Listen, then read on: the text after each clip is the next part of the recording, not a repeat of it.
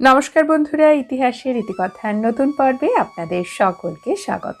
আজকের পর্বে আমরা চৈত্র মাসের প্রত্যেক বৃহস্পতিবারে লক্ষ্মী পুজোর পাঁচালী শুনে নেব। তিল ফুলের উপাখ্যান। বলা হয় প্রত্যেক মাসে প্রত্যেক বৃহস্পতিবারে মা লক্ষ্মীর পুজোর পাঁচালী শোনা অথবা পড়া কর্তব্য। এতে মা লক্ষ্মী অত্যন্ত সন্তুষ্ট হন এবং লক্ষ্মী পুজো সম্পন্ন হয় লক্ষ্মীর পাঁচালী শ্রবণ করলে। আসুন শুনে নেওয়া যাক।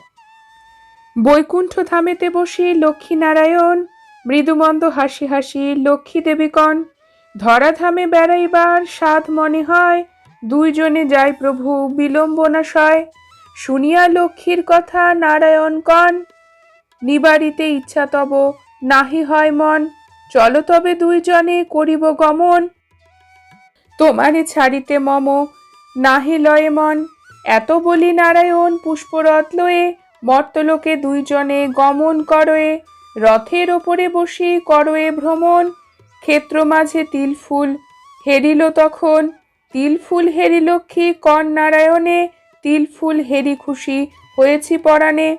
ক্ষণিকের তরে রথ থামাও গোস্বামী, তিল ফুল তুলিবারে একবার নামি। শুনিয়া লক্ষ্মীর কথা কন নারায়ণ, তব ইচ্ছা এই ক্ষণে করহ দমন। জনৈক ব্রাহ্মণের এই তিল ক্ষেত্র হয়, মনোমধ্যে সেই দ্বিজ প্রতিজ্ঞা করয়। যেই জন তিল ফুল করিবে হরণ, 12 বর্ষ গৃহে তার করিবে রন্ধন। কাজ নাই ফুল লয়ে শোনো দেবী কথা, অবশেষে প্রাণে তুমি পাবে বড় ব্যথা। লক্ষ্মী বলে ধরি প্রভু তব শ্রীচরণ, গোটা কয় ফুল লয়ে আসিব এখন। লক্ষ্মীর বাক্যেতে হরি রথ থামাইল, লক্ষ্মী দেবী মর্ত মাঝে নামিয়া আসিল। তিল ফুল লয়ে নিজ অঙ্গ শোভা করে, কতক লইয়া ফুল গলদেশে পড়ে। হেনকালে ক্ষেত্রস্বামী আসিল তথায়, শিখা ও তিলকধারী পৈতা গলায়। ব্রাহ্মণ কহিল তবে লক্ষ্মীরে ডাকিয়া, তিল ফুল ছিঁড়িয়াছ কিসের লাগিয়া। ব্রাহ্মণের কথা শুনি লক্ষ্মী দেবী কন, ব্রাহ্মণ তনয়া আমি শুনহ ব্রাহ্মণ। শুনিয়া লক্ষ্মীর বাণী দ্বিজ তবে কয়, 12 বর্ষ থাকো তুমি আমার আলয়। ব্রাহ্মণের সুত আমি প্রতিজ্ঞা যে করি, রাধুনী থাকিতে হবে তিল ফুল হরি। লক্ষ্মী তবে অনুনয় করিল বিস্তর, তথাপি না টলে সেই ব্রাহ্মণ অন্তর। অনুপায়ে বিষ্ণুরথ লইয়া ফিরিল, ব্রাহ্মণের সহ লক্ষ্মী গৃহেতে যাইল। কন্যার সমান ব্রাহ্মণ করেন যতন, তাহাতে লক্ষ্মীর তবে ভুলে গেল মন। যেদিন হইতে লক্ষ্মী আসেন সে ঘরে, সকল অভাব তার মোচন যে করে। কন্যার অধিক তারা করে যে যতন, তাহা হেরি লক্ষ্মী দেবী পরিতুষ্ট হন। আপনি যে লয়েছেন রন্ধনের ভার, অল্প দিয়া তুষ্ট মন করে সবার। দৃষ্টিমাত্র অন্নরাশি করে যে রন্ধন, সাজায়ে অন্নের থালা দেন প্রতিজন। গোপনেতে নিজ অন্ন রাখে যে বাড়িয়া, না খেয়ে দারিম্ব তলে রাখে যে পুতিয়া। দারিম্ব তলায় অন্ন খাঁটি শোনা হয়, তাহা হেরি লক্ষ্মী দেবী সানন্দ হৃদয়। 12 বর্ষ ক্রমে ক্রমে অতীত হইল, বৈকুণ্ঠ যাবার দিন উপস্থিত হলো। কত চিন্তা লক্ষ্মী দেবী করে মনে মনে, মিলিত হইব এবে নারায়ণ সনে। আষাঢ়ের দশহরা মহাযোগ হয়, গঙ্গা স্নানে পুণ্যফল সর্বলোক কয়।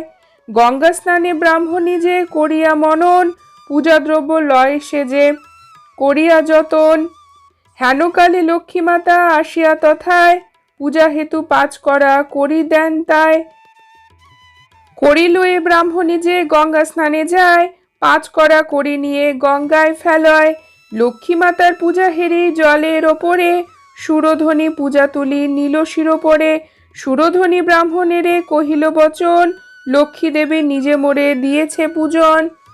গঙ্গা বাক্যে ব্রাহ্মণী যে ভাবে মনে মনে, তবে কি লক্ষ্মীরে মোরা রেখেছি বন্ধনে। এই কথা ভাবি গৃহে দ্রুত গতি যায়, কাতরে করিয়া চিন্তা কুলো নাহি পায়। হেথায় যে পুষ্পরথ মর্তেতে নামিল, যাইবার দিন লক্ষ্মী মনেতে বুঝিল। প্রতিবেশী গণে ডাকি কহিল তখন, আমি লক্ষ্মী বাধা ছিনু শোনো গো এখন। 12 বর্ষ পূর্ণ এবে হয়েছে আমার, বৈকুণ্ঠ হইতে রথ এসেছে এবার। ব্রাহ্মণ ও ব্রাহ্মণীরে জানাইও সবে, আমার প্রসাদে ক্লেশ তারা না ভুঞ্জিবে। দারিম্বতলায় অর্থ করিয়া গ্রহণ, লক্ষ্মীঘট স্থাপি যেন করে গো পূজন। প্রতিবেশীগণে সব বলিয়া কহিয়া, বৈকুণ্ঠেতে লক্ষ্মী দেবী গেলেন চলিয়া। স্নান অন্তে ব্রাহ্মণী সে আসিল যে ঘরে, লক্ষ্মী মায়ে নাহি দেখি রোদন যে করে। কান্নাহেরি প্রতিবেশী সকলেতে কয়, লক্ষ্মী দেবী বৈকুণ্ঠেতে গমন করয়। দারিম্বতলায় পোতা আছে বহু ধন, তাহা লয়ে লক্ষ্মী মাতার করহ পূজন। খুঁড়িয়া দারিম্বতল হেরিল তখন, হীরা মুক্তা পান্না কত রহিয়াছে ধন। স্বামী স্ত্রীতে মিলে তারা হয়ে শুদ্ধ মন, দিবানিশি লক্ষ্মী দেবীর করয়ে পূজন। স্বামী স্ত্রী কিছুদিন সংসার করয়, মরণ সময় রথ আসিল তথায়। দুইজনের পুণ্যদেহ পুষ্পরথে যায়, বৈকুণ্ঠেতে লক্ষ্মী নারায়ণ পদ পায়। চৈত্র মাসে তিলপালা হলো সমাপন, ভক্তি ভরে হরি হরি বলো সর্বজন। অথ চৈত্র মাসের প্রত্যেক বৃহস্পতিবারের লক্ষ্মী পূজার ব্রত কথা পাঁচালী এখানেই সমাপ্ত।